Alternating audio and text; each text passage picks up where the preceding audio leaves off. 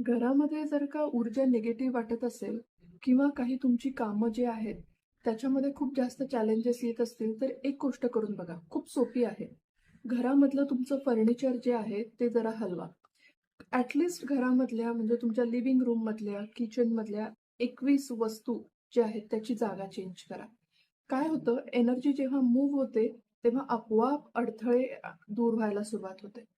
आणि जेव्हा अडथळे दूर होतात, तेव्हा तुमची कामं मार्गी लागायला सुरुवात होते. खूप सोपा उपाय आहे.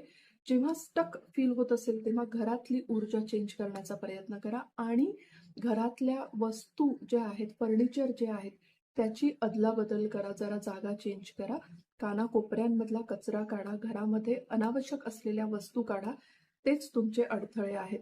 ते जेव्हा तुम्ही रिलीज कराल, एनर्जी मूव्ह कराल, घरामध्ये वाहती आणि खेळती ऊर्जा जेव्हा येणार आहे, तेव्हा तुमच्या आयुष्यामध्ये अगदी छान असा प्रवाह सुरू होणार आहे. नक्की करून बघा. खूप साधे सोपे उपाय आहेत आणि ते मी तुमच्या चांगल्यासाठी तुमच्यापर्यंत पोहोचवत आहे.